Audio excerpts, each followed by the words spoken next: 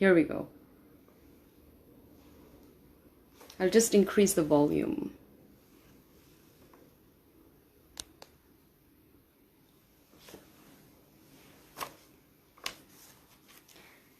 Namaste everyone. Sat Sri Akal. Namaskarandi. I'm so honored to be here at the Think India event. And I thank Shivam for inviting me and organizing this. This is my first address to this amazing group. I'm just learning about it, so I'm just so honored and thrilled to be talking about something that I'm passionate about.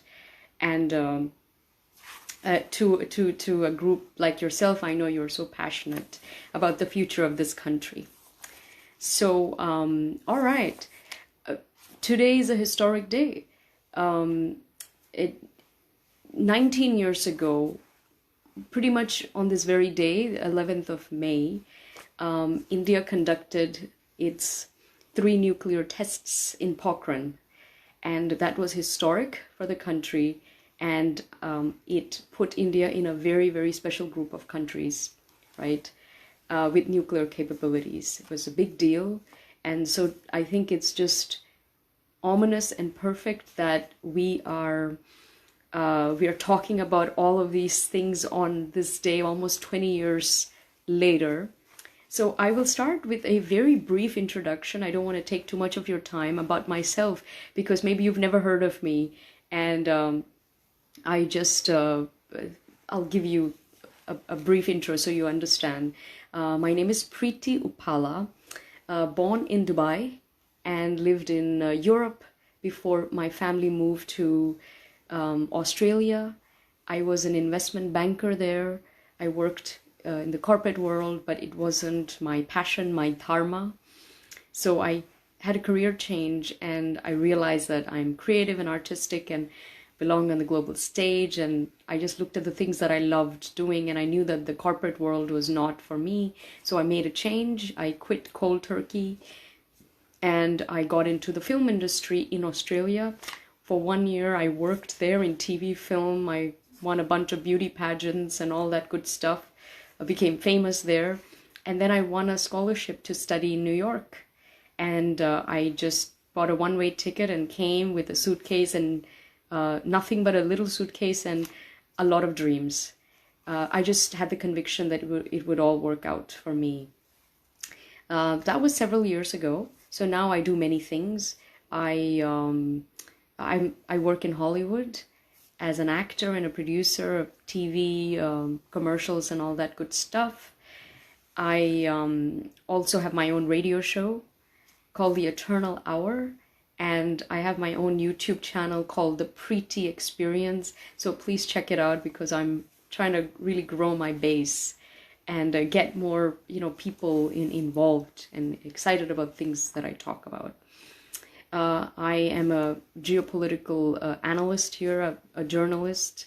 I write for about 20 different outlets on topics like geopolitics, international relations, counterterrorism, Middle East politics, US-India relations, peace, religion, and spirituality.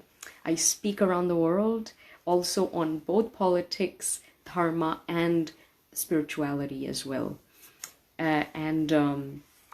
It's a joy. I've been privileged to speak at some incredible events like the WEF and Horace's in New York, the Wellness 360 Dubai, University of Zurich, and so on, and hope to do a lot more of that in the future. I'm writing my first book. It's actually on Shakti, and I think this group is the right group for my book. So please keep in touch with me, because when the book comes out, I will let you know. I think you will love it, because it's a critique on Western idea of feminism and a look at Shakti, which is the Indic version of feminism, which actually works. And I'm a Dharma ambassador. I have traveled around the world and been to almost 100 countries, so I've got an interesting worldview, and I take everything in a very holistic manner. Oh, let me try this. Ooh. Is this better? Can you hear me?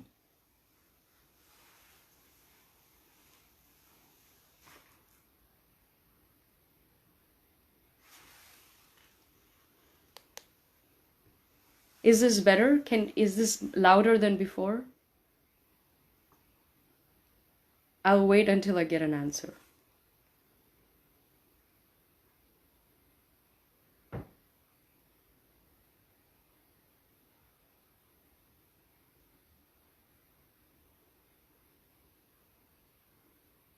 Okay, all right. Loud and clear. All right, perfect. Hopefully you got all of that and we can edit this bit out. Yes, so that's me in a nutshell. Done all these interesting things. But this is my passion, to inspire and empower people through my work and my presence. Talk about our civilizational wisdom. I feel like I'm an embodiment of that in some way in the world, and I just aspire to share and be that for everyone. Okay, great. So let's get started. Today's topic is the US-India relations. Let's go back to the very beginning to analyze this relationship. We must go to 1941, which is pre-independence, and we need to look at the Atlantic Charter of 1941, which is when Franklin D. Roosevelt, who was the American president at the time, signed this charter with the UK, essentially ensuring that all the Commonwealth colonies, I guess, had the right to self-determination and freedom. So as a result, India, of course, being the crown jewel of the British Empire, was able to get that as well for itself. So that's where it all started, and a lot of people don't know that. So in some way, the US kind of played a pivotal role back then. But since then, I think the relationship has been antagonistic at best. So hopefully it gets better, because as we will see, they should be the best of friends, but they're not. So what's going on? When you look at relationship between two countries, you have to look at what are you giving to the other and what are you receiving. So then at the end you can assess for yourself whether this is a fair relationship where you're actually respected. So let's take a look.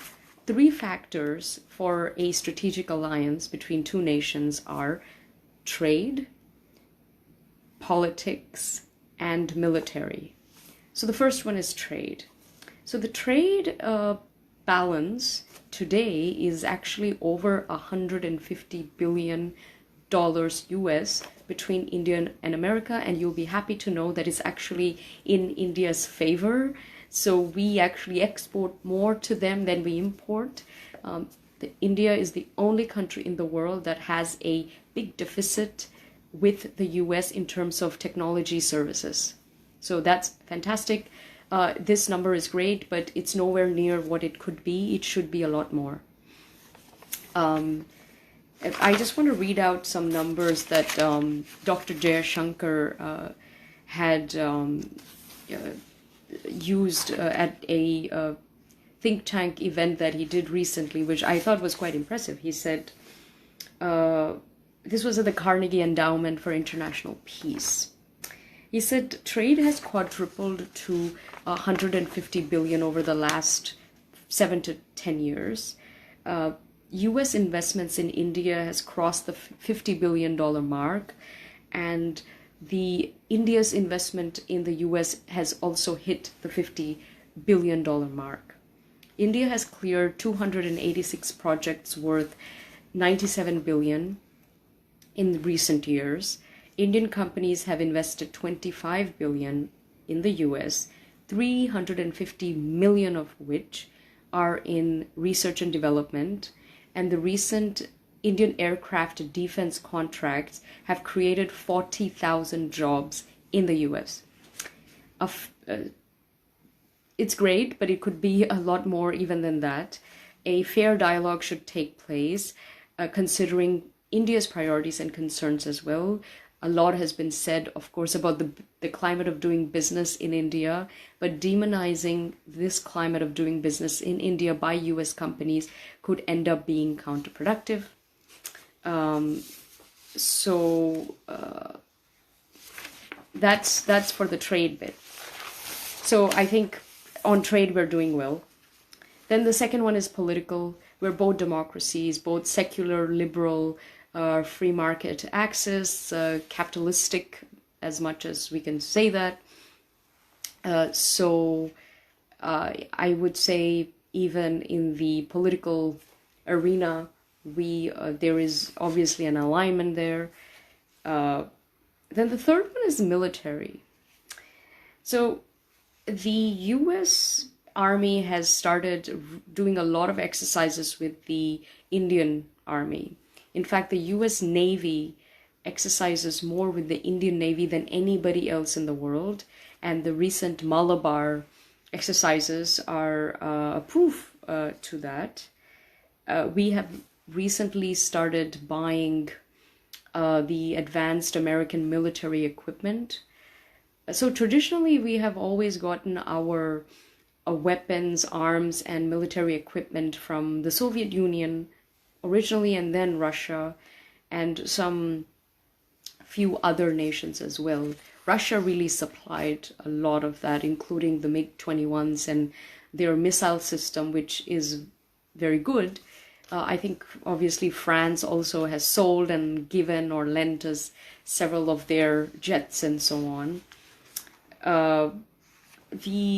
But the American, the purchasing of American military equipment is a new one, and I think the US wants us to buy a lot more from them.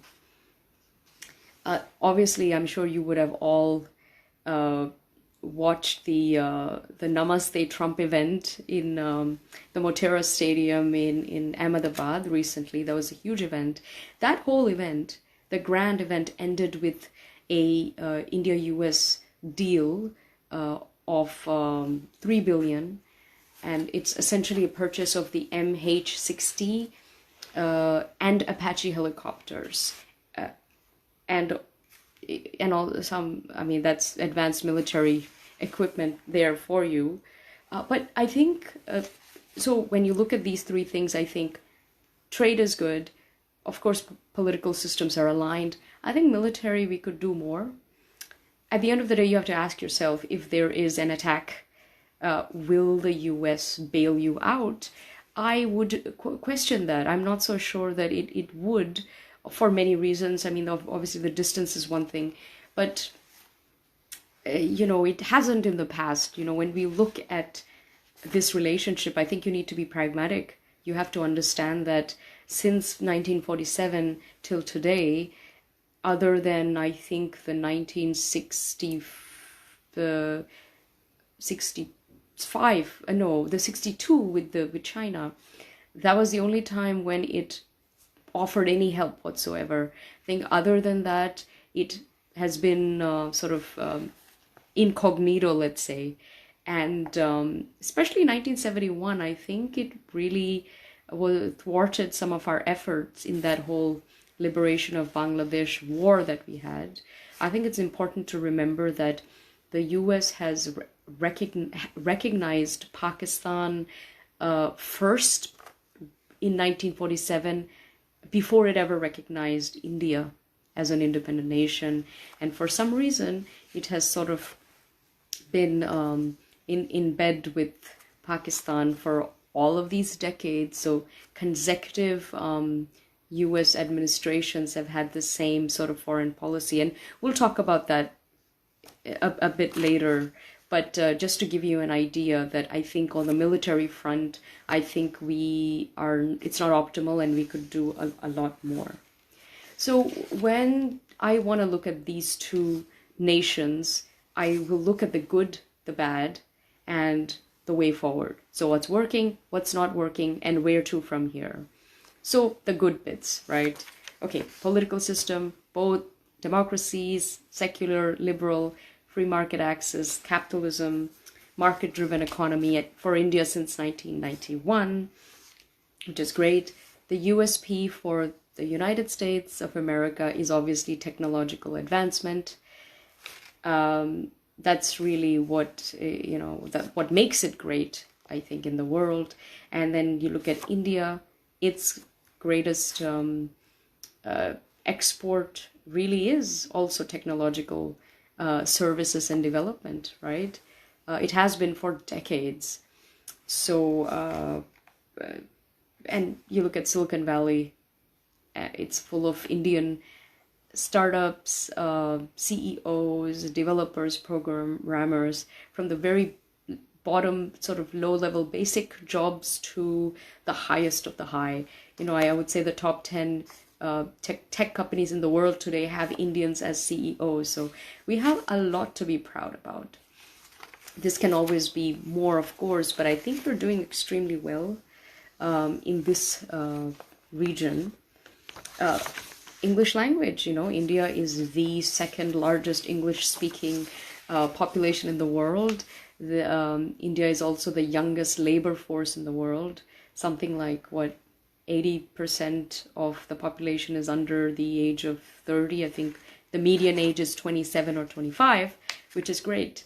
So this is a mobile, dynamic, tech-savvy, English-speaking talent pool, which is extremely attractive to the EU, the US, the Western world, Europe, honestly, to the whole world at large. And when you look at our competitors, that's a place where they cannot compete with us on. We are at the top on this, and this is something we really need to capitalize on more.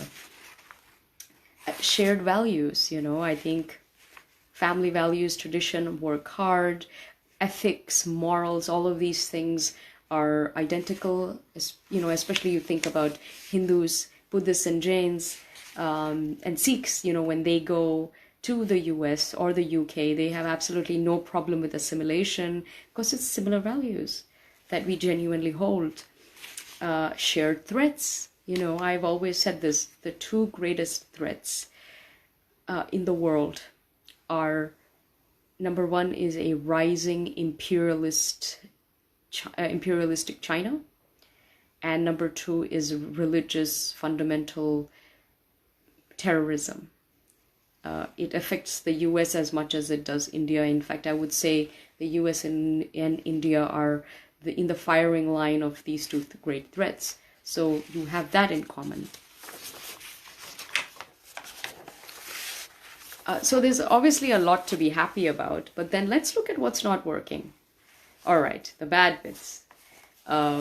Because when I look at these two countries on paper, they should be the best of allies, for the last 70 years. Why haven't they had a better relationship? But they haven't, right? So let's see why. So some of the thorns in this relationship are obviously strategic alliances is one. International diplomacy is a delicate balancing act. It's not easy for any country. So the greatest thorn in this relationship has obviously been the alliances that these two countries choose to have. For India, it has had independent relationships with Russia, with Iran, and even China, all of which are very adversarial to the US. The Russian relation is a particularly interesting one. When you look at, since independence, even pre-independence, I would say, the one country that has come to our rescue during all those wars, that has supplied us with weapons, sold us weapons when nobody else would, is Russia, right? And that's something that you don't take lightly, and you shouldn't, I think, just out of integrity for the relationship. And even to this day, it's very strong. I was at this Raisina Dialogues earlier this year, and they had the whole Indo-Pacific Rim and they were talking about that, and I think the Russian contingent was very excited about this, right? And Russia, just like the rest of the world, wants a strong India, and they would much prefer dealing with India than they would with China, for example. So this is a relationship that we take very seriously, and we have every right to. And because of the US's adversarial bent towards Russia, that's a big thorn, because there's a lack of trust there. When you look at all of our missile systems, our fighter jets and so on, a lot of them are Russian. And now we're starting to buy the US military equipment. We have to make sure that they can communicate with each other. And I think there is a pull from the US to wean us off from Russia in terms of buying these great weapons, and start buying the US ones more so. But I mean, that's a decision that's our prerogative. We have to make the decision. The other relationship, of course, is Iran. I think Iran one is a little bit more up and down. I think it's not as solid as the Russian one, because I mean, I know people love to say, oh, we've had such a great civilizational connection and this people-to-people connection. But I mean, we've also had issues with them too. We've also had some bloodshed, some massacres, some invasions and so on that came from them too. I mean, you never forget it's an Islamic Republic of Iran, right? Yes, it's not the source of our problems, but you really look at again, in a conflict situation, I'm not so sure what they could offer us. We did buy 80% of our oil from them, right? But now that has changed dramatically, because now we're getting it from other parts of the Gulf and also the US. So this has really changed the game, because I think that energy trade was huge. And you think about moving forward, one has to think about these things. I do think it's an important relationship. I don't think we walk away from this, because we have the ports. We have the Chabahar port, which is really the only gateway to Afghanistan. And I have a feeling that this Afghanistan issue is going to be very hot for the next several years. I don't think it's going anywhere anytime soon. It's going to be like a boiling point of war and conflict and all kinds of bad things. So, I mean, if India wants to step up, other than that port, we don't have this sort of access to Afghanistan. So Iran will have to be our ally and our passage, I suppose, to Afghanistan. So I would say it's a relationship that is important to us. But the big elephant in the room, of course, is Pakistan. Our friendly neighbor, right? So this is where I think this US-India relationship gets a little perverted, because unfortunately they have been in bed with the enemy for all of these years. They have propped up military dictatorships. They have been giving billions in aid, right? Development aid that eventually obviously always goes towards terrorism and their nuke program. Consecutive US administrations have been very antagonistic of their US foreign policy vis-a-vis India.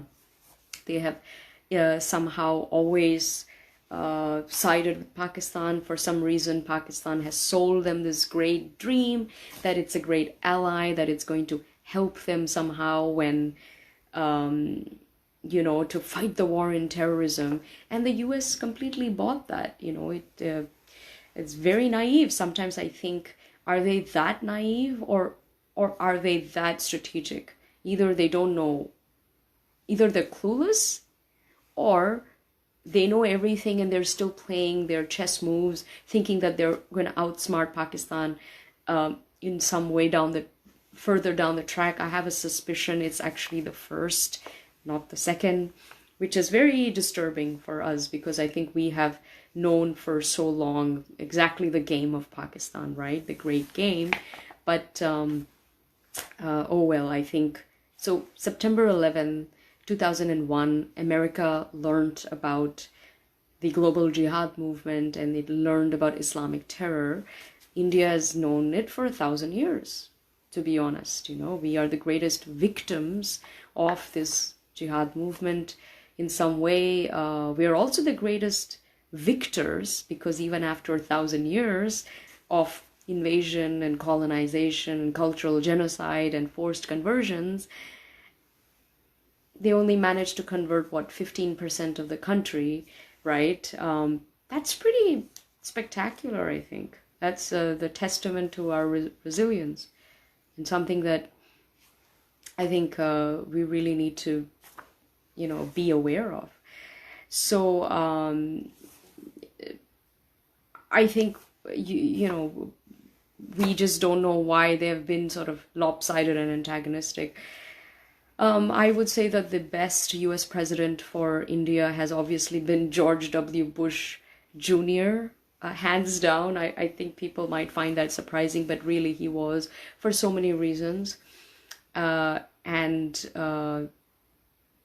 Trump, it's yet to be seen. I think the rhetoric is there. He's saying all the right things. He's making all the right noises, but I think policy and actions will speak louder than words with him. So let's see how things pan out. Certainly he was better than the previous administration. I have no doubt about that. I would say the worst is a tie. It's either Bill Clinton or Nixon. I think they both were very anti-India, very pro-Pakistan, very antagonistic. Nixon especially, with that 97 war that we have. And I think Bill Clinton just didn't get his the whole Pakistan, Middle East policy right. So, Christine Fair, the famous political scientist, she always says, the US thinks that Pakistan is India's problem. But that's not true at all. It's not India's problem. It's the whole world's problem. And people need to really wake up and step up and smell the coffee, right? Before it's too late. I think there is a lack of understanding of this ideology, of the history of how this ideology was spread and came to be, and the fundamental principles that govern it, and sort of this caliphate movement, which is very real, the war on terrorism. The jihad movement, let's say, is a very real thing. I think people in the West are very, very naive because they blame the neocons, right? They think, it's what has this Western imperialists done to the Middle East? That's why the Middle East is in the condition that it's in. Now, that may be true with Syria. It's not the case with subcontinent, not at all. I think Middle East, subcontinent, two very, very different issues. I think their argument of this Western imperialism fails with the problem of Pakistan. That actually destroys their argument completely and actually gives evidence to something deeper, something that's our narrative anyway. And I really think we need to step up and shout from the top of our lungs that we've known this forever, and we know the problem and we know the way out in some way, because I think the West is not hearing, and it's about time that they do. The Afghan peace deal, of course, is very problematic. I think we all expected more from this deal.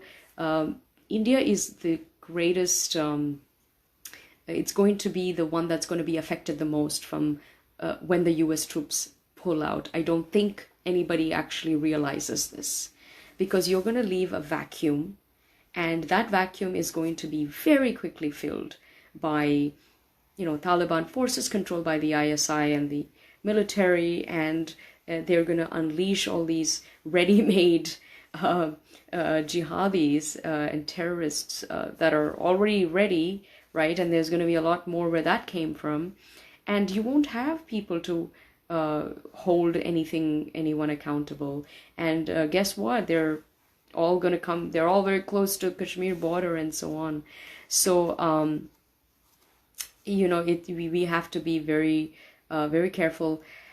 What I will say is COVID has, I think it's kind of maybe given us a lifeline, because I think it's just shuffled everything, where even though this deal was signed, I just think everything is up in the air. And when things do settle down, if there happens to be an attack on some US base, because remember, the troops have not withdrawn yet, anything can happen. I mean, Trump can just tear that agreement up, and I think they may renege on it. They may renegotiate on it, which will be better for us. I think this is a time when maybe the US diplomacy, the Minister of External Affairs and so on, I think they need to push a narrative that this is a very dangerous deal. It's not a good deal.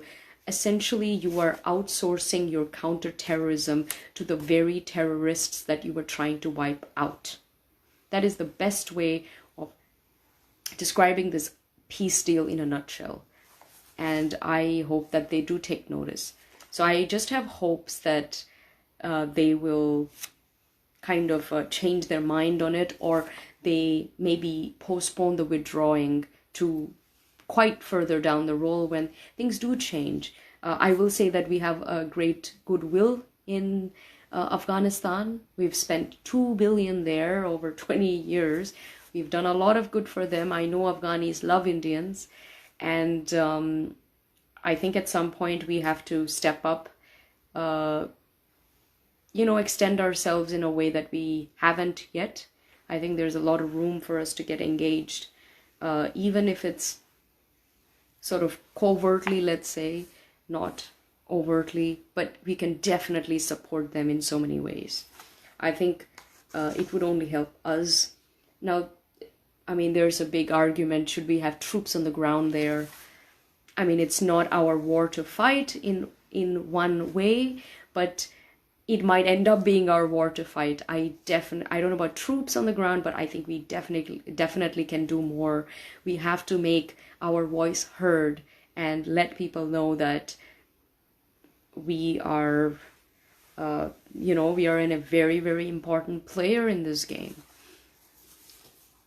And we need to give the US something that it needs and nobody else can give it. There are many things that India can give the US that no one else can.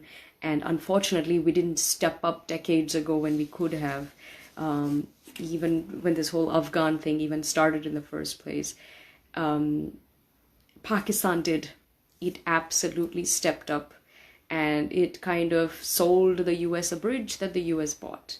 Now the US is really rethinking it. I think they know what's going on. They're not that dumb, I would hope. They do get it. I think they're maybe stuck between a rock and a hard place as well. But we just need new people to come in and realize that, India is the way to go. I mean, Nikki Haley, who is Indian, she's Punjabi, she very blatantly says, Pakistan is the most dangerous country in the world, and that's not an ally we can trust. And on the flip side, India should be our great ally. It's got everything that we look for, and she's proud of her Indian heritage. I think she's all for a deeper US-India relationship. My personal prediction is that in 2024, I think she has a great shot to become the US president, and she would be the first female president. And also she would be the first one of Indian origin, which is fantastic. I really would like to see that happen. So let's hope that that does. And okay, the H-1B visa is so important. I don't think Indians or Americans realize that the H-1B visa actually makes America great. We are essentially driving the technology sector in the US and making it so good, right? So putting a stop to that actually hurts the US more than it hurts India. And the US needs to know that. And I think that that should be a big point if we want to vote for a certain administration. That's one of the tickets that we can use. We need to make sure that our immigration will not be affected. I think we have to be pragmatic. I know a lot of people talk about which side, the Democrats, Republicans. I think we have to be pragmatic. I think there's a lot of people who just say, no, we must only vote Republican and they are the only party for us, because the Democrats somehow, especially this progressive faction in the Democratic Party, seems to have taken this sort of very anti-India line. Bernie Sanders, of course, he had a Pakistani campaign manager, and they were peddling all kinds of lies about Kashmir, and they have taken very antagonistic take on CAA, 370, and so on. They don't know anything about it, but yet they want to sort of smear India for no good reason. Well, guess what? Bernie is no longer in the race, and that should teach him and the rest of the progressives a lesson that these things just don't fly. I mean, the Labour Party in the UK was decimated for many reasons, but one of the reasons was all the British Indians, the British Hindus especially, did not vote for them. They voted Tory, and they are totally conservative, and they were a swing vote, a big one, because they're, you have to understand that in the UK, but especially in the US, the ethnic group that is the richest and the most educated happens to be Indian Americans, and most of those are Hindus anyway. So we actually have a lot of pull, even though we are only 4 million.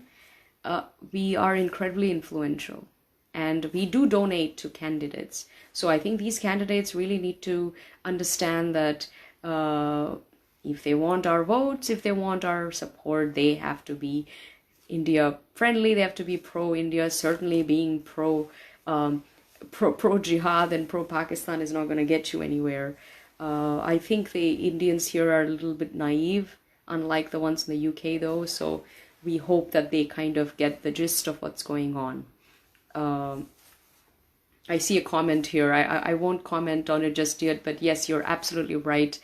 This trend towards globalization, this trend towards nationalism is the greatest wave. Between nationalism and socialism, between nationalism and globalization, nationalism wins. Between national security and, say, healthcare or identity politics, national security wins as well. So I think there's a lot of trends going on in the world. India and the US specifically, it's the same issues, and we can see who is in power and who is being booted out.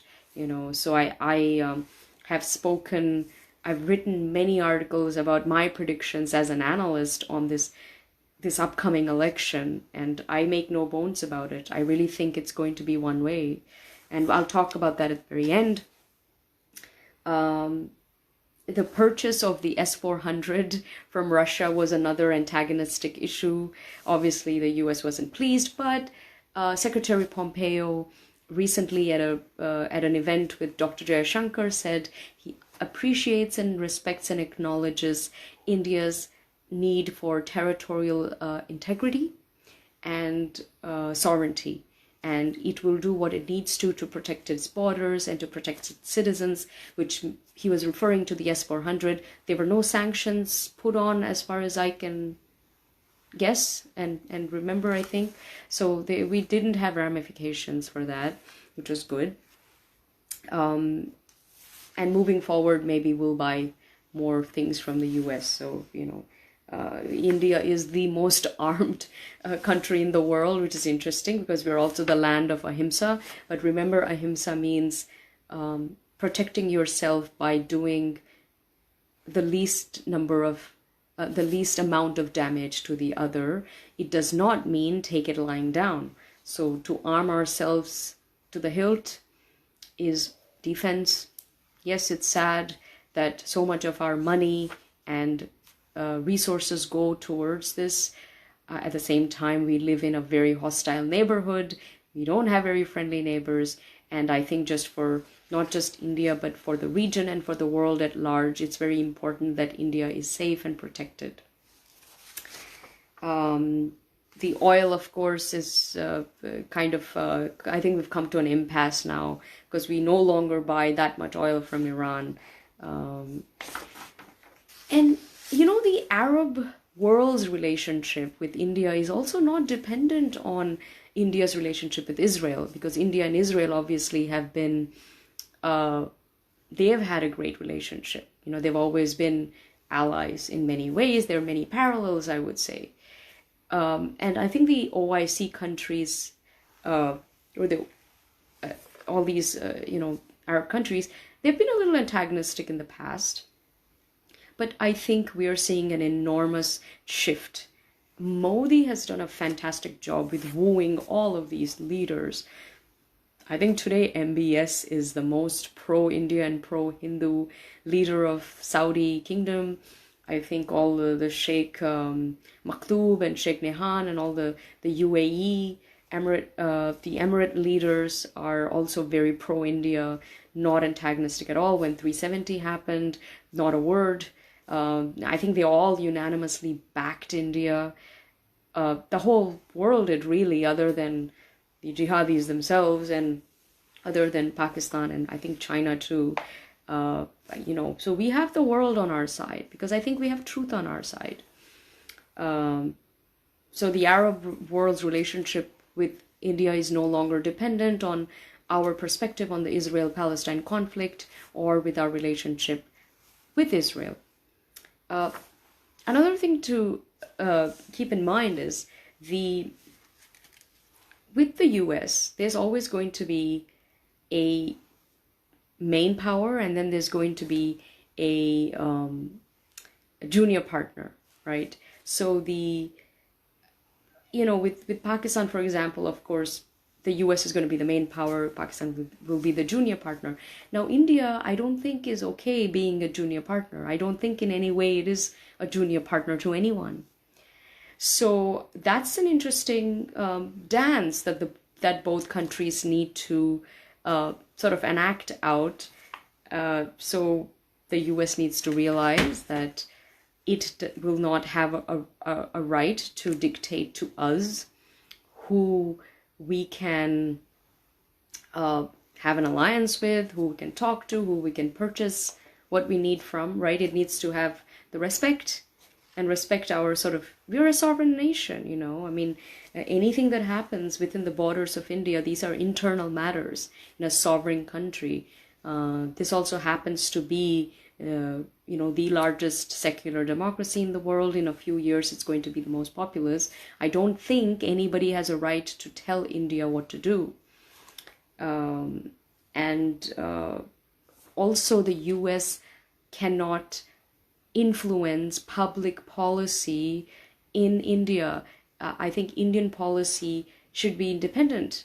It should never be influenced by what is the US going to say about this. Is this going to be pro-US or not? I mean, if we need to do something for our national security, we need to do it. We are not here to please and appease another nation just for the hell of this relationship. China, whatever you may think of China, especially after this COVID fiasco, China remains a top trading partner of India. Much of India's future rise is going to be dependent on China, is going to be dependent on trade with China. Nobody is going to be shutting shop with China anytime soon. My prediction is that this lockdown will be it'll be taken off.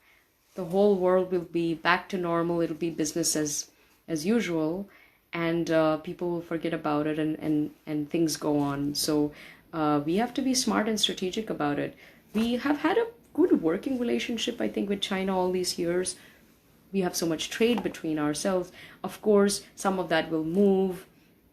No matter what happens, I think we can never sort of shut down with China. I think it's our neighbor. It's another superpower in the region. In some ways, we have to dance together, and that's just the way that it is. I mean, these things are, we have to be pragmatic and tactful. I think sometimes sometimes short-term kind of pragmatism will lead to a long-term success. And I think with China, we have a long future ahead. I also think that in many ways, China, it looks at India as its greatest rival, not the US, but, they have an age of humiliation coming up. They have a very aging population. Nobody trusts China. No one particularly likes China.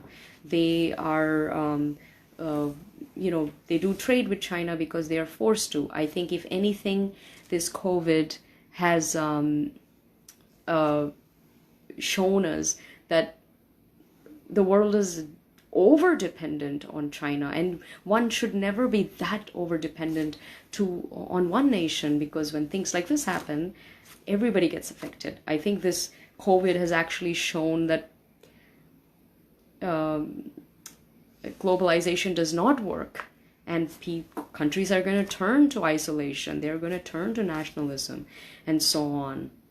And they're going to really look at their allies and look at who they want to trust and who they don't want to trust. So I think India actually has an upper hand in that way, because it's always been non-aligned, right?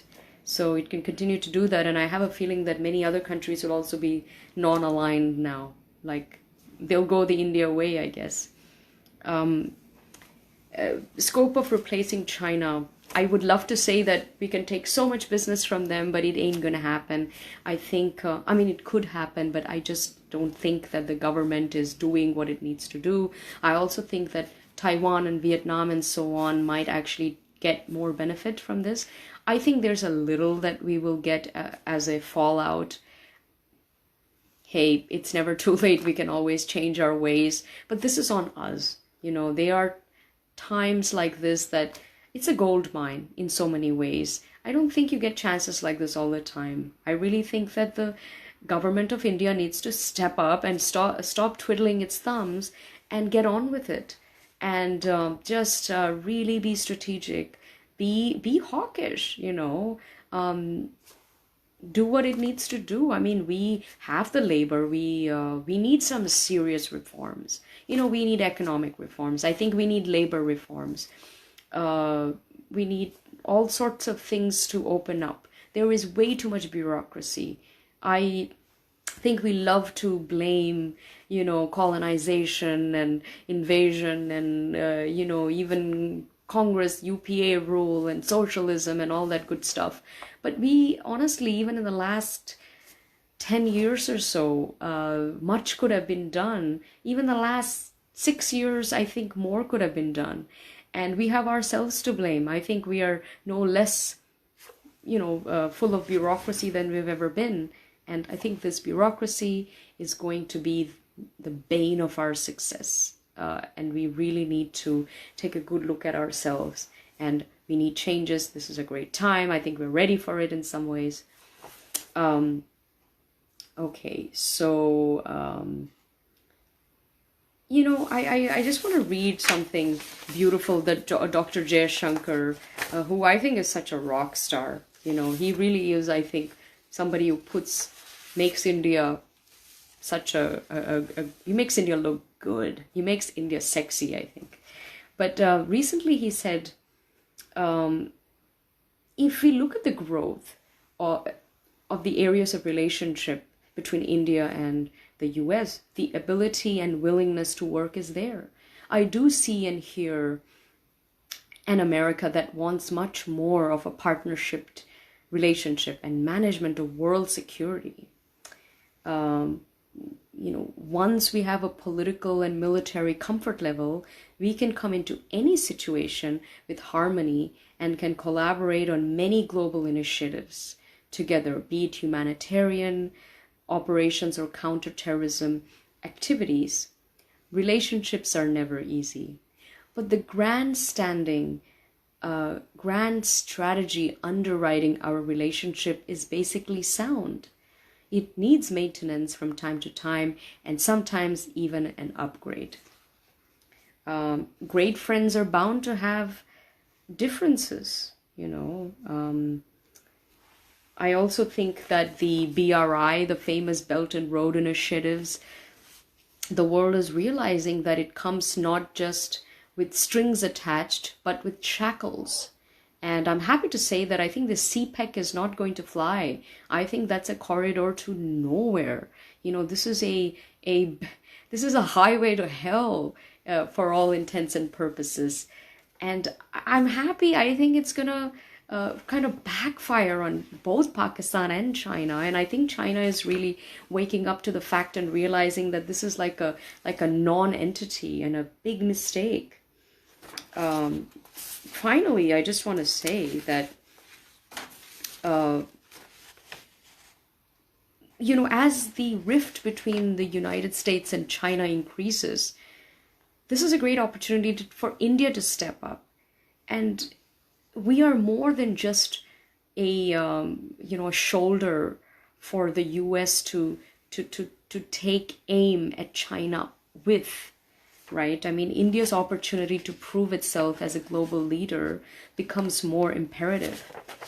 I think that this is really a clash of civilizations, as pointed out by Dr. Samuel Huntington in his famous book. The India-US relationship, I predict, is going to be the most important relationship for the next few decades.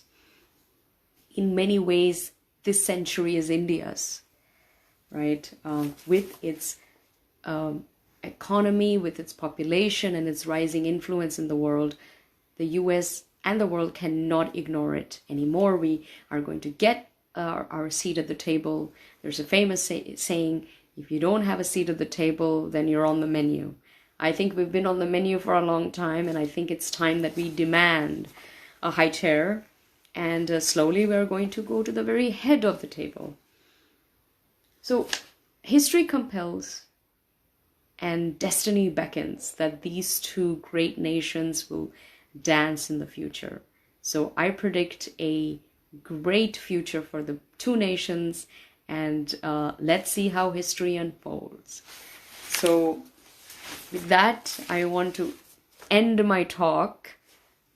I hope you got a few pointers and you enjoyed it. Now, I will take questions, so I don't know. There is okay, let's start with, I'm seeing some fantastic questions already. Sawai Singh Raj Purohit is asking me, as a journalist, you may have a very good understanding of the present image of Donald Trump in the States. What are the views of the general public on the Kashmir issue? Great question. Kashmir issue, I think, I'm happy to say the public sentiment is fine.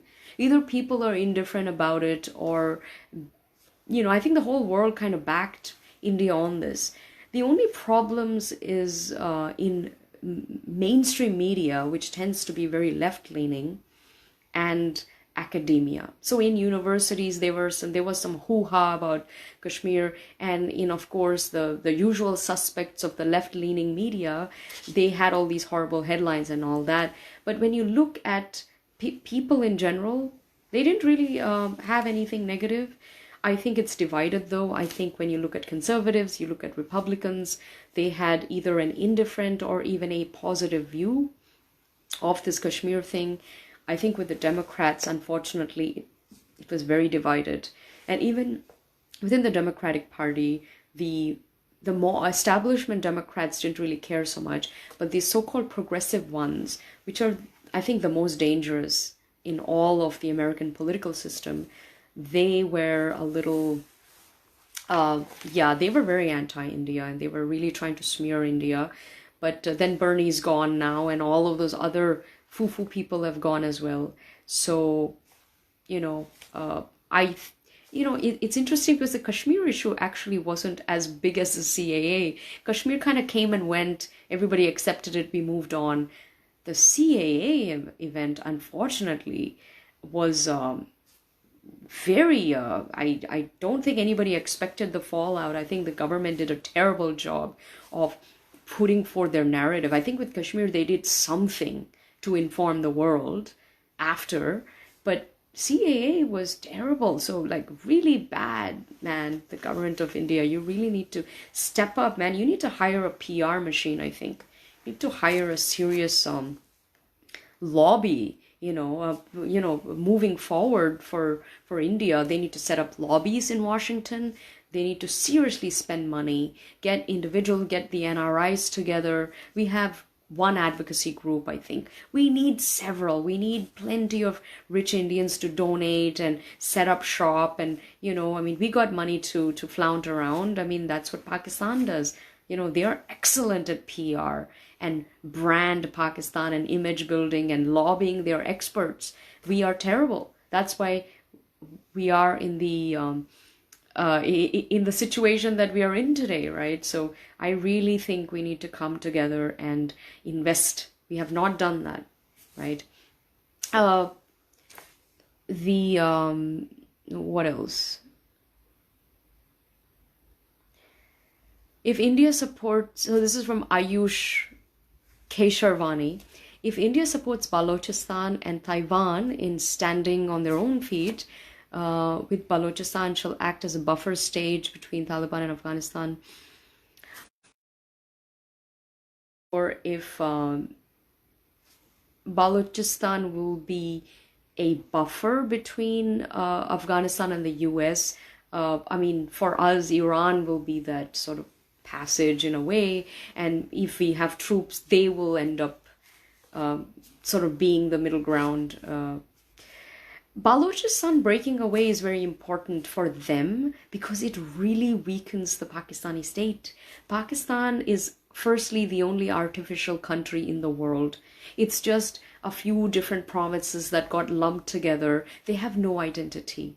It's the only country in the world that has zero identity and whose identity is what it's not, right? It's not India, it's not Hindu. That's essentially the Pakistani identity. So it will really weaken it, right? And that's what we want. We just want them to stop the cross-border terrorism and stop sort of funding terrorism around the world. But a free Balochistan only helps us. So we must be more active there as well in so many ways. Even if you don't want to have troops there, I think there is so much scope to help them in so many ways. Also, POK, of course, that's a huge issue. It's Indian territory. I think you need to make up your mind. How badly do you want it? If you want it, you must fight for it.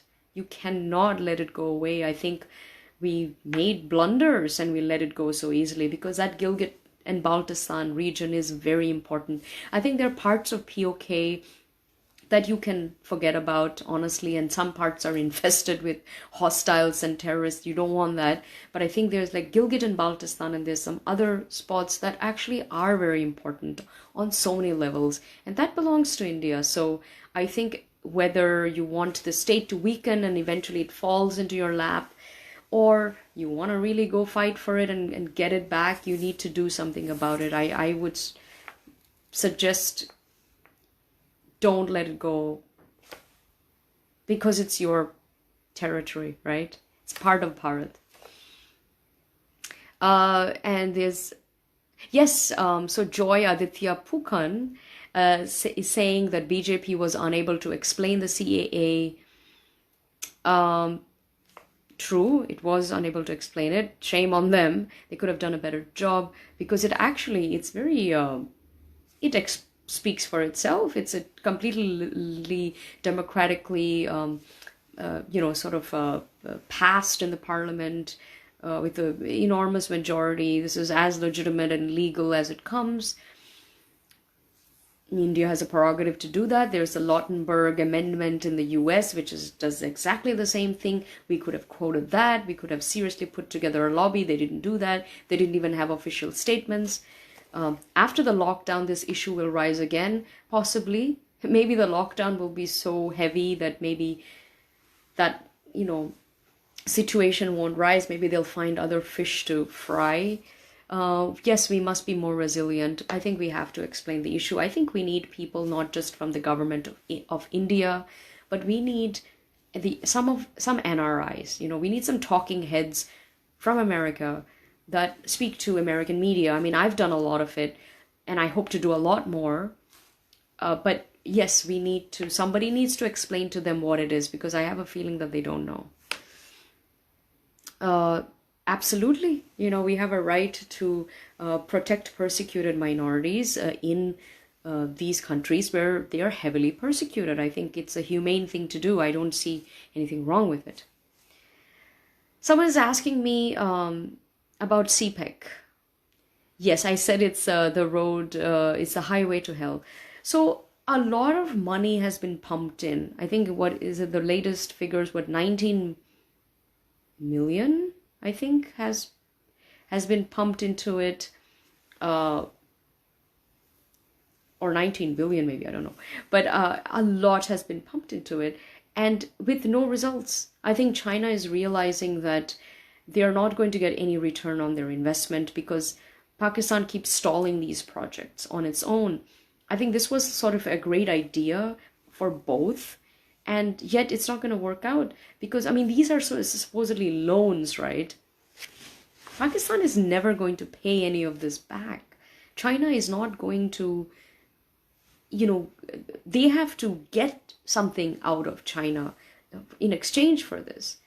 And also the whole BRI thing as a whole, it's obviously beyond CPEC. All parts of the South China Sea, and then you go into Africa, they're having problems everywhere, and they're also the Africa-Chinese dynamic. There's a lot of racial tension there too. So this is not working out well for China. And it was just a huge, grandiose, imperialistic project for them that is not tenable or feasible. They're losing a lot more money than they had thought they would. So, I'm not concerned about CPEC for sure. BRI as a whole, it is problematic. Also, they would have to go through POK, which is again Indian land. This is, I think India has a good case here. I think this is when it needs to step up on an international level, maybe take it to the international courts and say, this is Indian sovereign land and it's illegal for you to build things and pass through it and so on. You cannot do that, actually. It kind of, the whole thing will get plebiscite, Kashmir, all of that will resurrect, let's say, and it only helps India. Somebody had an interesting question. Rugved Upadhyay is saying, will Modi-Trump relationship help Trump with votes of Indian Americans in the presidential elections, and with what magnitude? Very good question. So, number one, look, Indian American, it's a small group, it's 4 million, and of those who vote is even less than 4 million. However, Indians are they live all over the country, but they live in swing states, right? They live in states where they could make a difference. And this election is going to go down to the wire. I think the swing states will be very crucial. And I think that's when they come in, right? So the margin is small, but I think they can make a difference. I think if there's a huge Republican turnout and the Democrats decide to stay at home, that's when this Indian vote actually gets very important. I do think that the Trump victory will be better for India. I would like to see more action than just rhetoric, but even the problem is you're not even going to get the rhetoric with the Democrats. That's the issue, right? I think they have pushed us to the right. They have left us with no other options. So we have no choice in a way, whether we want to or not. I think you got to pick, and I think there's a clear winner here. What else? Amit Ram Chandra Singh is saying, what strategies do you think is required between the US and India to contain China and make it accountable for its misdeeds? I would love to say that yes, we will sanction China, we'll ban China, stop all trade and India is going to be the new China. None of that will happen, unfortunately. I think trade is so deeply intertwined globally. Both the US and India are so heavily dependent on China that you can't just pull out. I think there's going to be a gradual weaning. I think people have had it. I think public sentiment is really negative. If there are other options, people will take it, and there do seem to be other options, right? So let's hope that India can, kind of get some of the residue and step up as a leader. I would like to see the US be a little bit more accountable. They have to take some action, some kind of sanction, or question them, and the WHO as well, right? Will these people put a lid on this? There's going to be a recession. The whole global economy is screwed. So you have to, somebody needs to be held accountable. Somebody needs to be fired. And that hasn't happened yet. So I do want to see some actions being taken. Let's go up.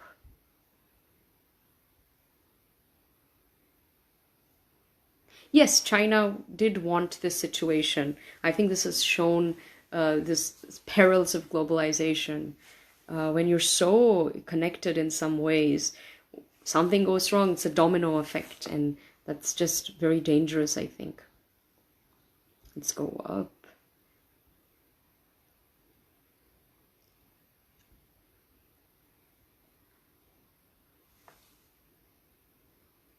It's an interesting question. This is from Joy again. In your opinion, will reclaiming POK and Gilgit-Baltistan eradicate terrorism, or will it eradicate by redefining Islam, Kafir, Jihad? Interesting question. I think much of this comes into, it'll be answered by, do we fight? Do we go and get POK back, or does it gradually fall into our arms? If it's a gradual thing, then I think the whole situation will be much more sort of mellow. If we are gonna, go there and push those hostiles out and really claim it, then I mean that is sort of, I wouldn't call it war, but that's a serious conflict. International community will get involved. I mean, that's more than a surgical strike. That's something else. I don't know about eradicating. I think the problem with that region is, even if somehow you get, I mean, Kashmir is hostile enough for us, but when you get, whatever the POK region back, that's full of hostiles as well. There's all kinds of militancy, insurgencies there. You got to be careful. I think you have to ask yourself what is really, really essential and worth it, and I think you should go after that. I think you should be tactical with this. Let's see what else. Padam Sanchetti says, ideal in pure China products. Should I continue, or is it an exit point? No, continue. Hey, do what you need to do. I mean, you have your bottom line. Wait for other options. There may be other options. There's things will pop up, and until that time, just to do what you need to do. And when there is a better option, maybe even India might be a better option, then you should make that switch, absolutely. Yes. So Dr. Vivek Kaul is asking, tell us about think tank information, think tank formation in Washington to further our causes. Is so important. So of course, the Observer Research Foundation, which is a #1 think tank in India, who I've worked with and spoken at, they have set up their Washington branch. That's a start. That's one think tank. I think we need more. And there are many conservative think tanks. I think we need our, desis and, dharmic Sanatanis joining those think tanks, because we have a lot of political scientists out there, and somehow they always go for the left think tanks, which are the famous ones. But, we have Hudson Institute, you've got Heritage Foundation. There are many. I'm thinking of joining some of these think tanks myself, finding the right one. I think we need to put forward our case, because the thing is, with the right think tank, your voice is exactly what they need to hear, right? So it's so important that we have lobbies, that we have think tanks. The big problem, of course, is academia, media. I think we need to set up, we have student groups who are against us. I think we have to have student groups that are for us, or more sort of Sanatani student associations, let's say, like this one, that is getting speakers and mobilizing people, supporting them, and so on. It's so important, I think. What else?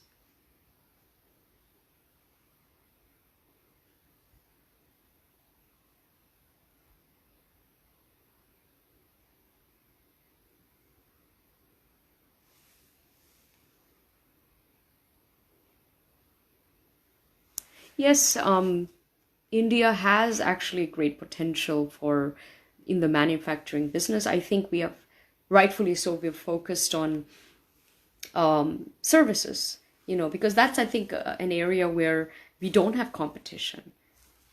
Manufacturing, there's plenty of competition, but services, no. But I think, I mean, we produce in everything, whether it's milk, sugar, wheat, rice, tea, tobacco.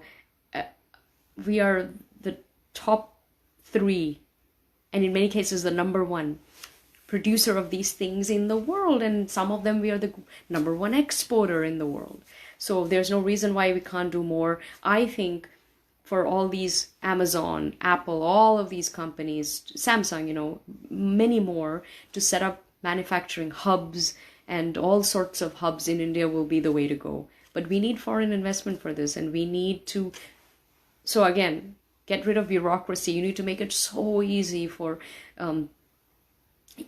foreign companies to come and open businesses and set up shop. It should be the easiest thing. Why are we making it difficult? I keep hearing from US companies and think tanks and stuff. They said, we love you. We much prefer doing business with you, but you make it so hard. It's hell to do business here. It's too much. We get turned off, and we can't stand China, but it's so easy, right? So I think much more needs to be done in this area.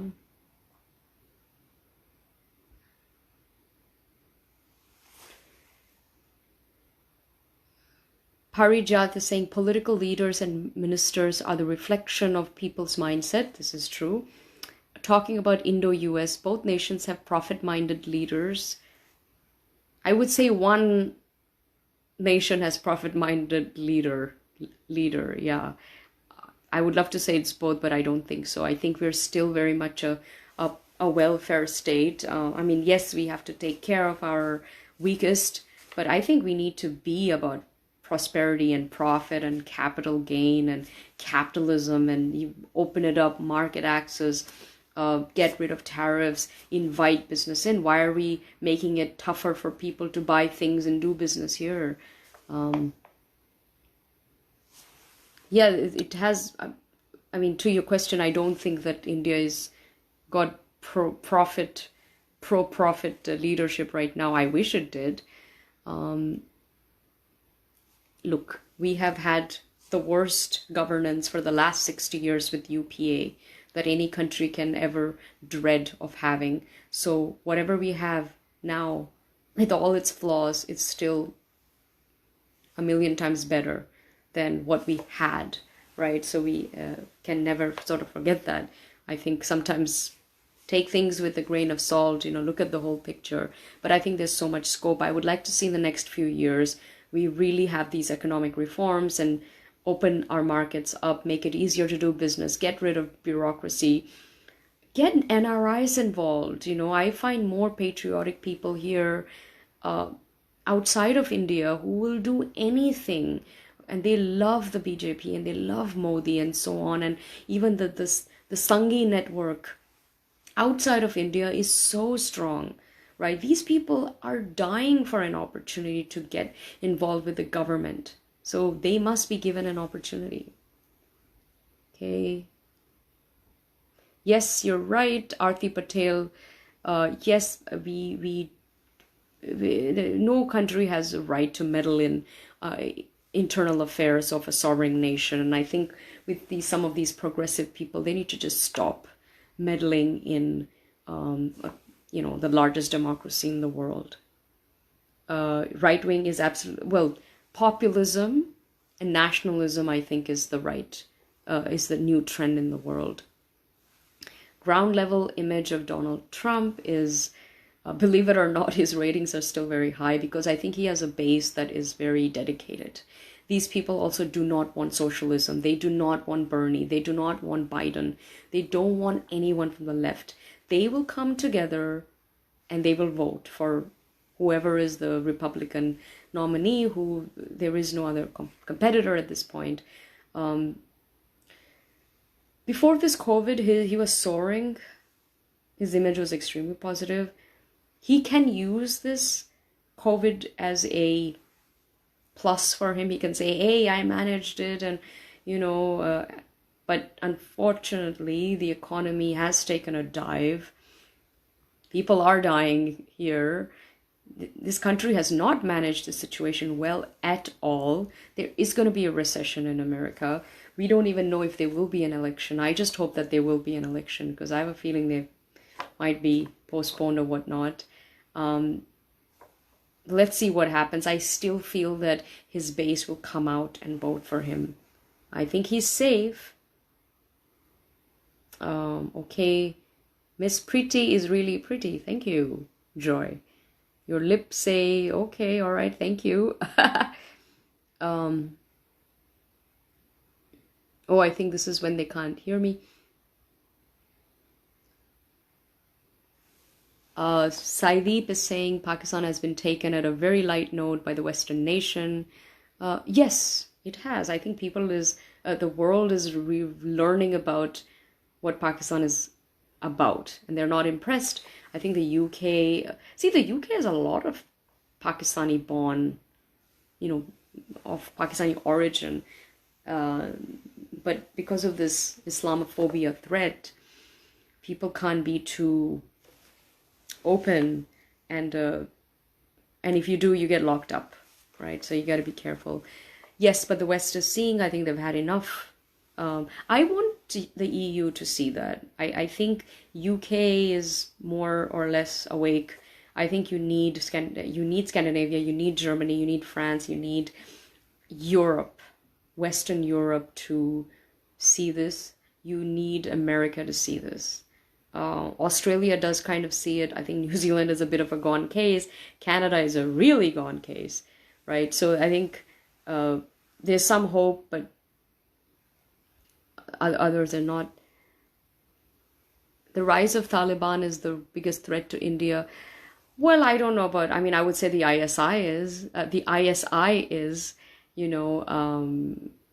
I would say China is as well, much more.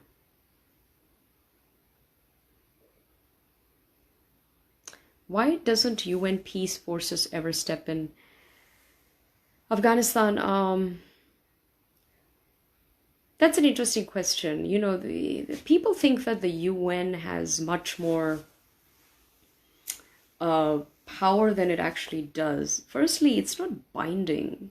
It's not some legitimate, legally binding organization that people have to listen to it. All the resolutions and everything, all of that is still, it's just like a prescription, people go do whatever they want to do. I think the US forces have been there, right, for almost 20 years. So their whole thing was, hey, we are here, so we don't need... I'm not so sure what those forces would do. I think they are also very clueless about what's actually going on. Like, they don't really know, they don't understand the ISI web. India has the upper hand. Yes, it does. I do hope we use the opportunity left by India. We haven't done it yet. But let's see. Okay, so this is so let me go to the very end and see if there have been any new questions. There have been some new questions. Chaitanya Kashyap is asking, do you think that China is going to be the big daddy in the global economy when normalcy is restored? No, I don't think so. Look, the US is by and large the big daddy. India will be the smaller daddy, I think, in 20, 30 years from now, I'm sure. In fact, some analysts predict that it's going to be the largest economy 50 years, I mean, what, 30, 40 years from now, maybe. I think China stocks are going to fall a little bit. This pandemic will come back. You know, just nobody's going to trust China. I think the people do want to move on, and they will be slow weaning. I think we will realize how dependent we were on them and their plans, and now everybody's finding out about the BRI. I think the Western world and of course India needs to come together and sort of put their foot down in some way. You know, I don't think it's going to be overt, but it's sort of subtle, more subversive, I think.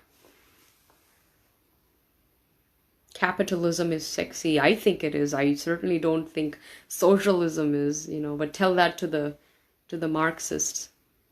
How do you see the Western media presence in India? Very, very dangerous presence, I think. I don't think Indians should be giving these outlets the power, you know. We make them famous. There is no need to do that. They have very little credibility, even in the West.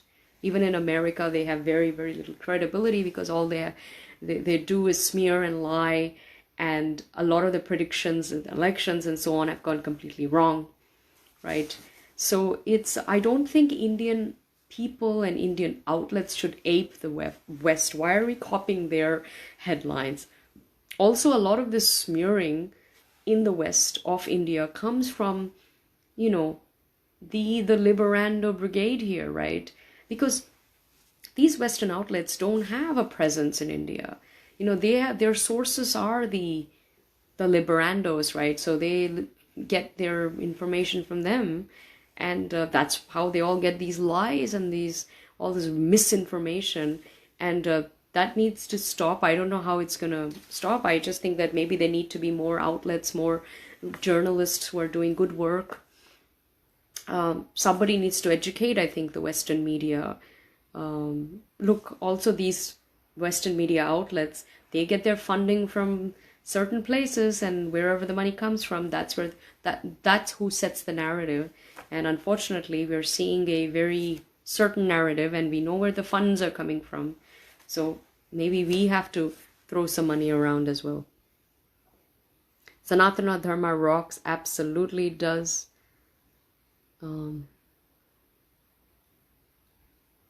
Vivekananda International Foundation is the most influential think tank in India right now. I have heard of them. I have, yes, I think it is absolutely, was specifically for foreign policy, I think. ORF has done well, I think, to market and brand itself. It has it's more sexier, let's say, you know, and also the name and all that. And also they put on the Raisina Dialogues, which I spoke at this year, and it was a fabulous event with all these heads of states there. That's a great event. They should do more of that. You know, India needs to do much more of that in Washington, and I hope it does. Do you think the pandemic is a turning point for the geopolitical scenario? Absolutely. Because I think the whole world order has been revealed. I think we know who the good guys are. We know who the bad guys are. We know who has stepped up. We know who hasn't. Even the US hasn't stepped up, to be quite honest. They've been very shambolic. And India has. You know, this is a time for India to gloat and say, hey, look, man, we gave you medicines, we saved lives. Look how well India has managed this thing. I mean, 1.3 billion people, what, we have 2,000, maybe 3,000 fatalities. Come on, that is a ridiculously low amount. We have done many things right, you know, and the US hasn't, and Europe hasn't. So this is where we really need to put forward our case, I think.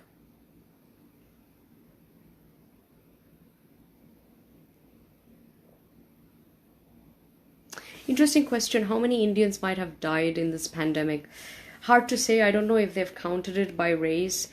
I know it's a lot of people in general. I think New York was very affected because it's very congested. I know California has not been affected that much. Thank God. There's a lot of Indians in California. But then there's also a lot of Indians in New Jersey, right? So hard to say.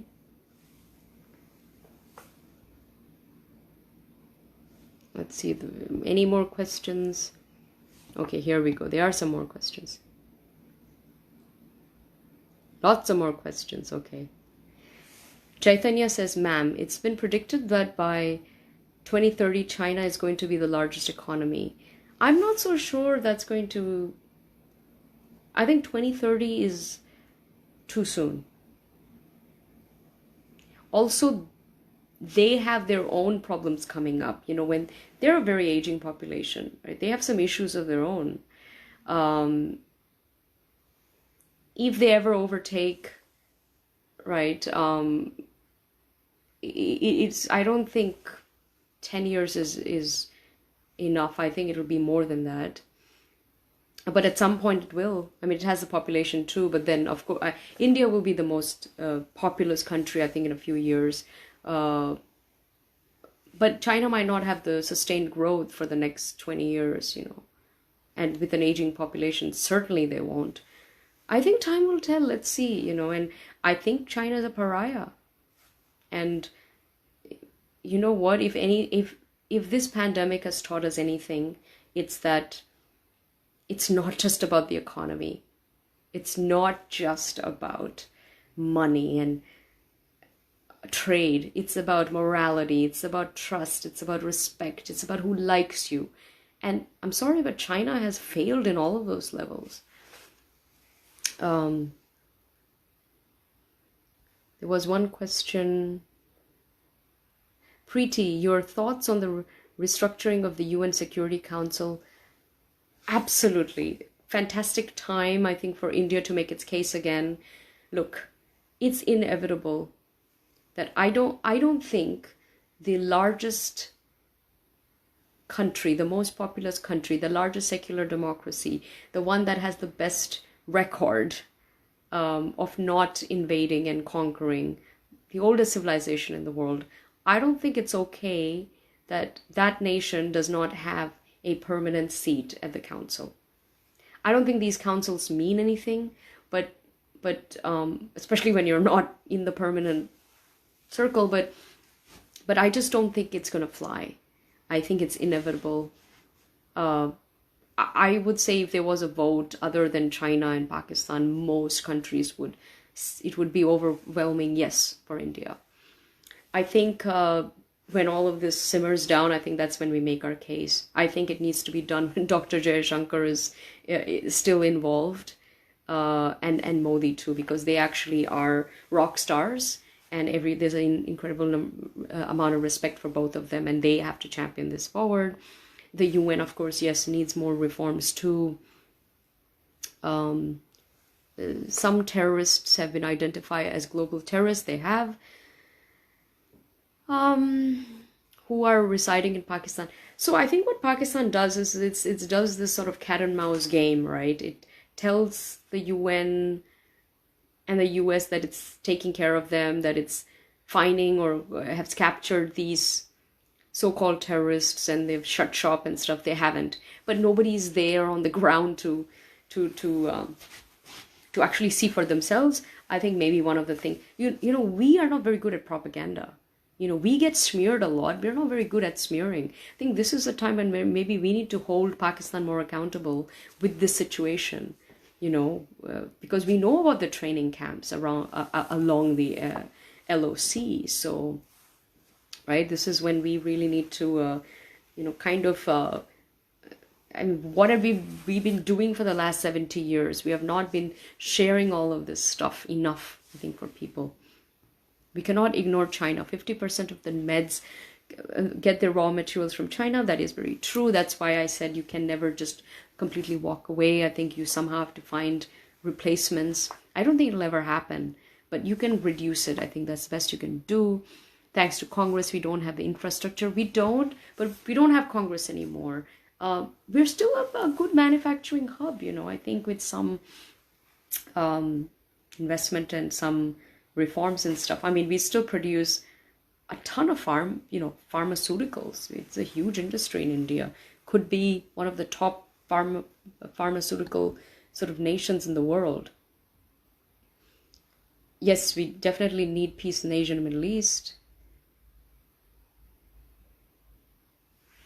price is a matter of concern, then Indians must purchase Chinese products. That's true.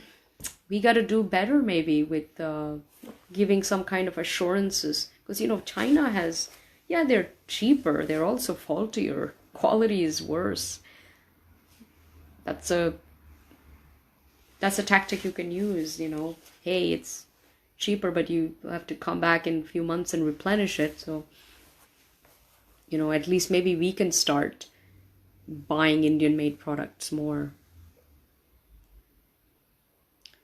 I don't know you. I accidentally landed on this session today. Your knowledge about everything is superb. Where can I follow your live sessions? You're amazing. Please answer this. Oh, thank you, Padmas. Thank you so much. At the end of this, I will let all of you know where you can find me for sure. Actually, maybe I should do it now before people disappear. So you can, I'm all over. Firstly, Facebook, Preity Upala, Preity Upala. I have a personal page and I have a public figure page. Join either. Just send me a message. I will respond. I'm very engaging. YouTube, it's Preity Upala, and you can find all my videos there. I have my my radio show is on iHeartRadio, but really it's the YouTube channel that I'm pushing. I do a lot of interviews all around the world. I do my talks, my speeches and events and all that. I always try to upload everything on YouTube. So my channel is, I'm trying to grow it. So please subscribe and get everyone to subscribe. But, and please like and comment and share. I write a lot. So to find my articles, if you just go to Google and write it, Preity Upala journalist or Preity Upala articles, or specifically if you write in Preity Upala Kashmir, India, US, all of those things, my articles will pop up. I write for Jerusalem Post, Times of Israel, Foreign Policy News, and The Observer, which is based here in California. I write for probably 15 other outlets as well. On Medium, I have my own channel or portal or whatever. Again, it's just my name, and you'll find all my articles. I regularly circulate them. You know, please make sure you connect with me. And on YouTube, just send me a message. I'll give you my email address. Just email me. It's missp.productions with an S at the end @gmail.com. If you email me, I'll even give you my WhatsApp number so you can be connected. Social media accounts, yes. Twitter, it's @Preity Upala, but it's got 2 U's. IG, Instagram is Preity U, so Preity, just the letter U. You'll find me. Okay. Joy is saying, I also want to be part of your work on Shakti. Thank you so much. So I'm writing it at the moment. I'm speaking to editors. I'm speaking to publishers. I do think this is going to be a phenomenal book. It's going to be an important book for men and women. I think for Indian boys and girls to understand this divine feminine. I think it's so important.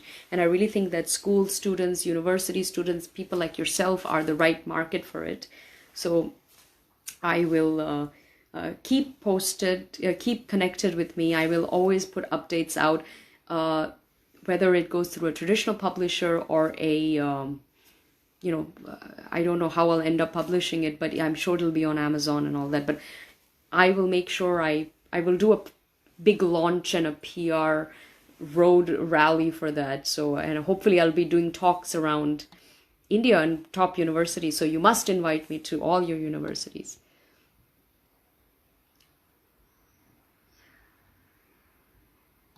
Very good question by Dhruvan Mod.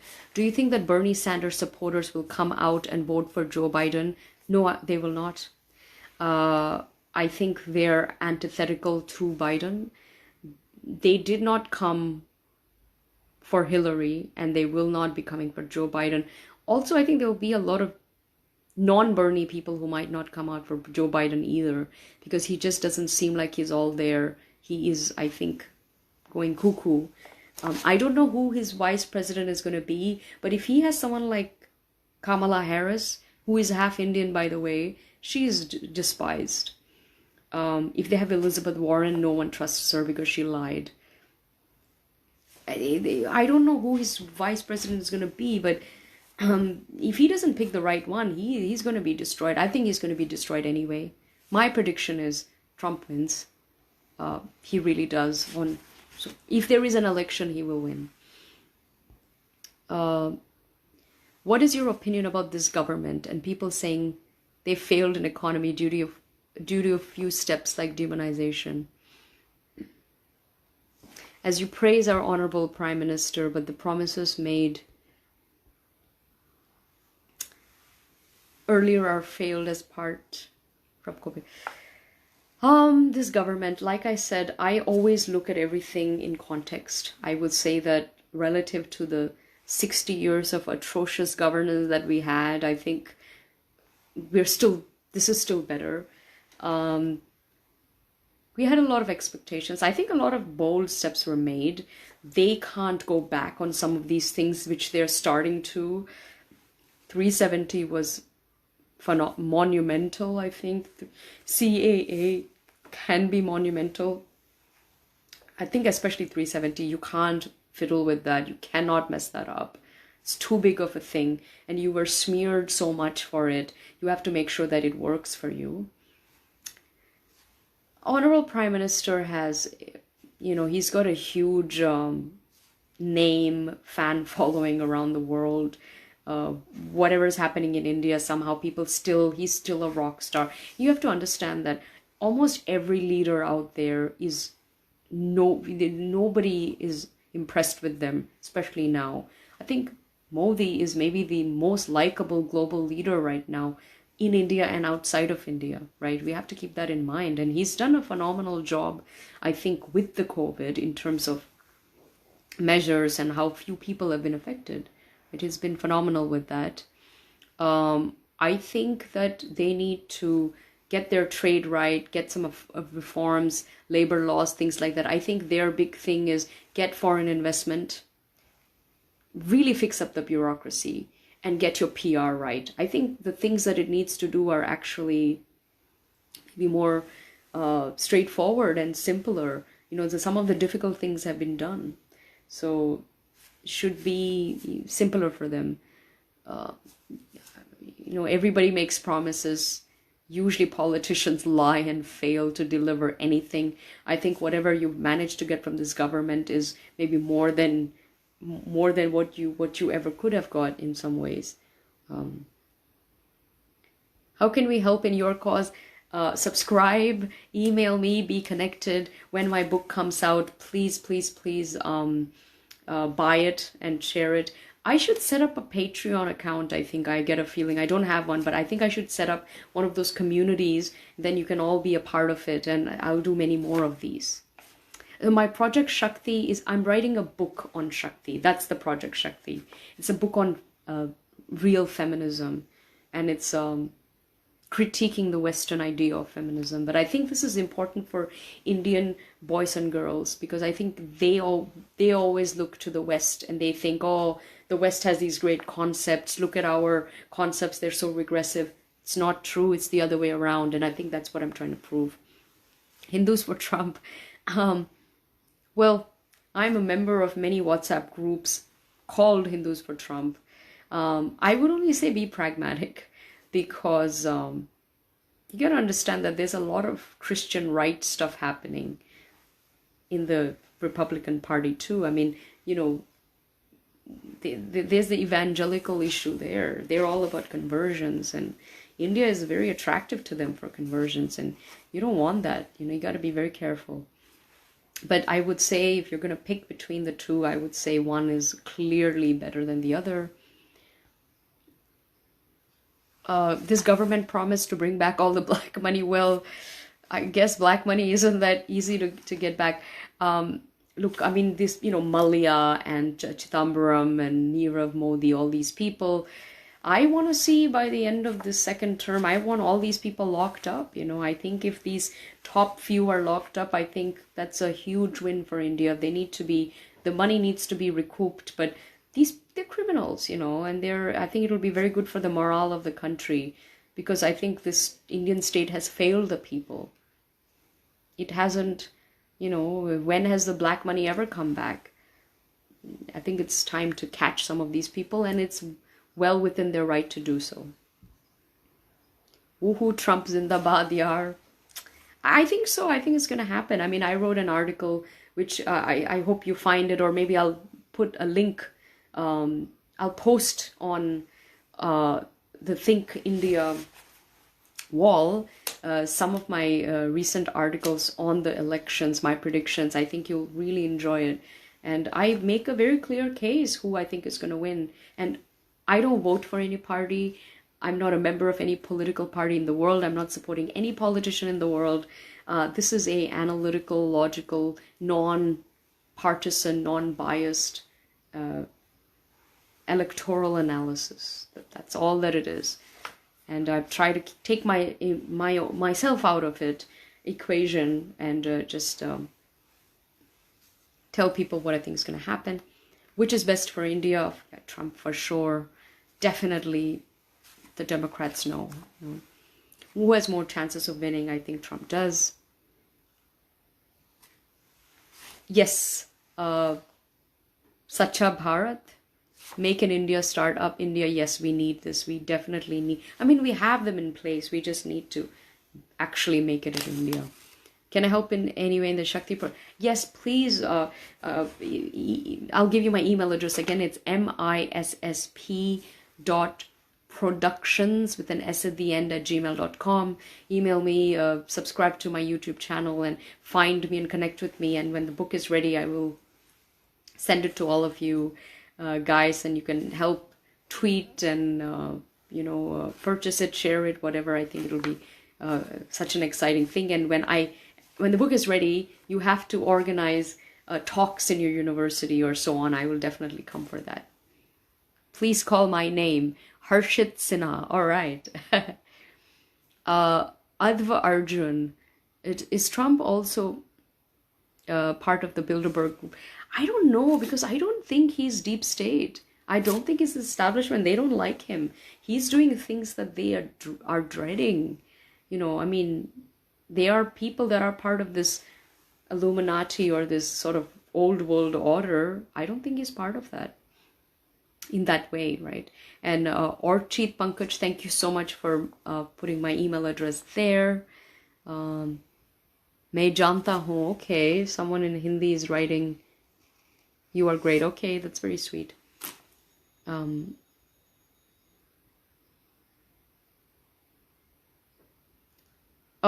Somebody was asking me about, well, I work with think tanks, and as a journalist for several years, covering specifically these issues, Middle East policy, Kashmir, US-India relations, counterterrorism, and international affairs. So I've been writing about them for many years, for a multitude of foreign policy publications and stuff.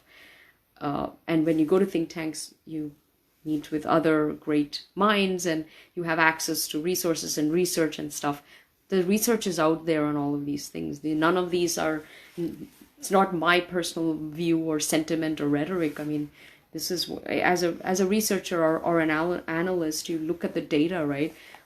Everything that I've said, the data backs it up. So, and the data is out there for everybody to see. You don't have to be a genius these days to know what's right from wrong.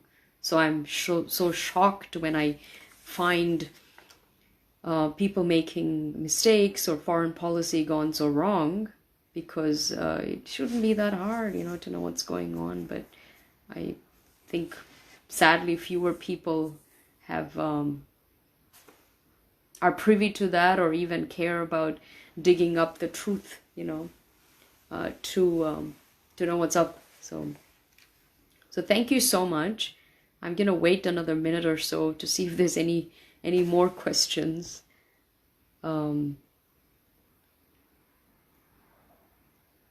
Let's see.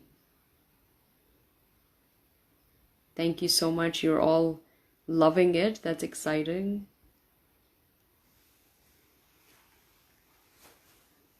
So I don't know if the lockdown is going to be removed in India soon, but well, I guess it'll be back to some sort of the new normal, I guess. I think this COVID has done, I think India's come out of it unscathed in many ways. It is the largest country in the world that has been affected the least, which is great. And I think the air and the water is cleaner, and people can get together with their family. I think, we always had a sattvic lifestyle anyway, but I think that's another good thing is like the whole world is doing the namaste and vegetarianism and all sorts of interesting things that we've been doing for thousands of years.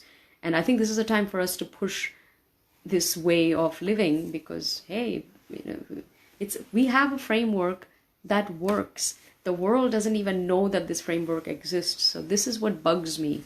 I think part of my dharma, I think, is to sort of share this civilizational wisdom. Okay.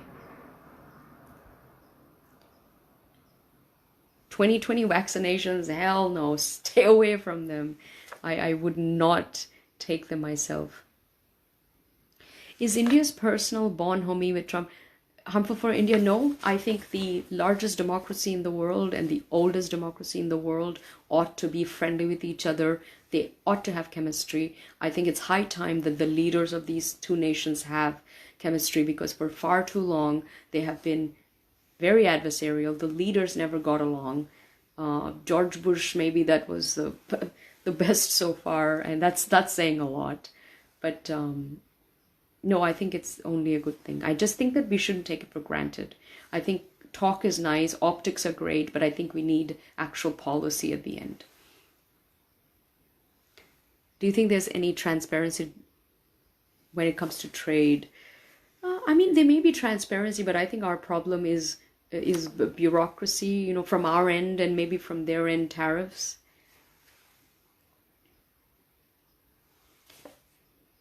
Yeah, I mean, there was a lot of corruption, I think, with UPA. And I think with this one, not so much. And definitely at the very high levels, they are incorruptible, right? And nobody right now is in power at the very top for money, right? This is not for fame and money. This is genuinely a project to make India great again, in some way, and bring it back to its old glory, and really clean it up and elevate it, and make it into this the dharmic state that it is already. So that's why the personal corruption is not an issue.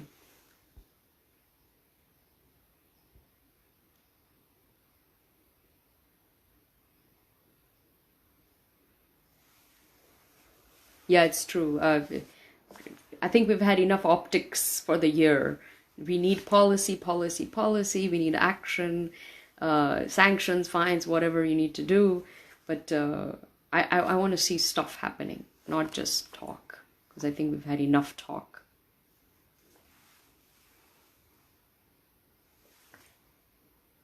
All right, I'll just wait one more minute and then I think we'll call it a day.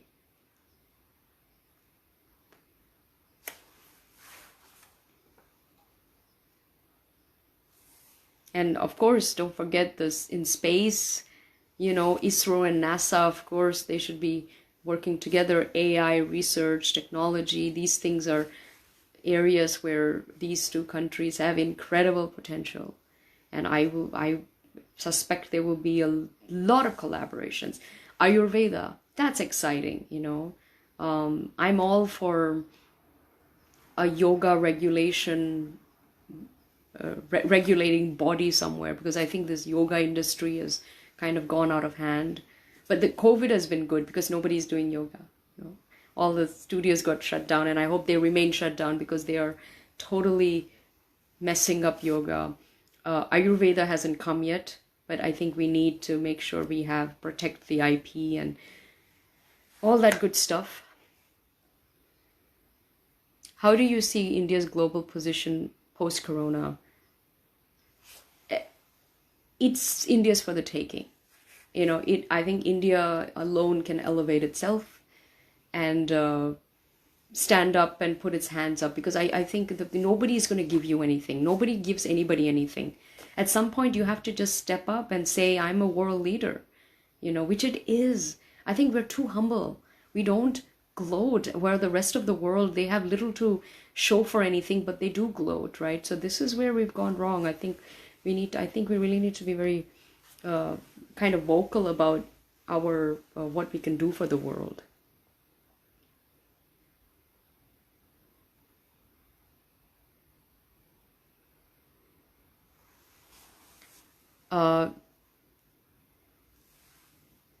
Yes, I don't know this question, what exactly you're referring to, but I did another amazing interview with another Pragnya Bharati, right? It's an amazing channel. I'll put a link to that video too, so you can see with Giridharji, so you can see that interview too. It's a bit similar, but a little bit different too. Yes, this question is interesting. How about US declaring India into that whole religious freedom? Oh my God. So very disappointing. Firstly, the good news is it's not legally binding. It's not these are people just make reports, right? It's like some kind of recommendation. They have lists and these lists change. I don't think we've been on the list ever before. So the next time I'm sure we won't be. It's shameful considering how many atrocities and persecution there is in the world. And we actually are more tolerant and open than anyone. And yet we get put on the list, but it shows who's funding these organizations. It shows who's on the board. It's all, it's all the nexuses of hate, I would say. So either you ignore them or you have to put up some lobby group or PR. I mean, I think the government can have some statements too, like kind of really just rubbishing this report because it's stupid, I think people will not, they'll ignore it.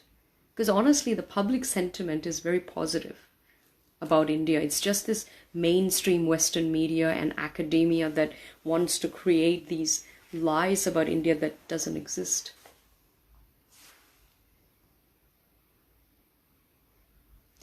Do you believe in the rapture that's near? I don't know exactly what that term is. So it's predicted by the evangelicals. I don't know what that is. Is that the coming of the end or something like that? Or some sort of apex for mass conversion? I don't quite know what that is. I have to do some research. But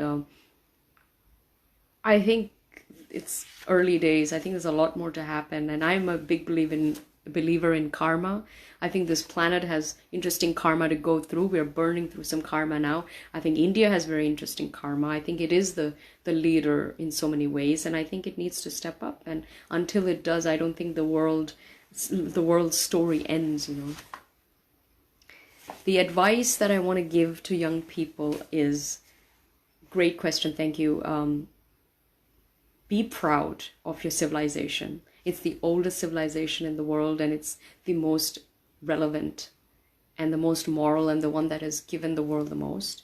Be proud of Sanatana Dharma. It's the only way forward for humanity. You are so blessed and honored to have reincarnated into this incredible faith or just this kind of amazing fold, and be proud of it. No matter what anybody says, they don't understand you or they're jealous or whatnot. But just know in your heart that you're on the right path. You're very blessed that you even have access to this knowledge. I mean, around the world, people are dying to find out the truth. And if they're lucky, they will come to India, or they will find an Indian guru and find their meaning of life. We are born into this lineage already. It's within us. It's in our DNA. It's in the fiber of society here. So we must honor it, cherish it. I think protect dharma no matter what. Protect it with your life, and be proud, stand up tall, be vocal. I think speak out, write about it. Don't let anybody say anything, and stand up to these these foo-foo liberandos. Cut them down. You have facts on your side. So, but do that, but be proud of who you are. And I think aspire to do something for your country, because this country is great because of Indians, right? Not because of the government, not because of the leadership, most definitely not, right? They have only failed us. So you've made the country great. We've all made it great. So we must continue to do that. So I think I will, it's a great point to end on. So I will leave it here. Thank you so much. I'm so honored to spend this time with you. It was so nice to, almost 100 people came. That's a lot. So do reach out. You know my email address. And add me, subscribe on my YouTube channel. Connect with me on social media. I want to hear from you.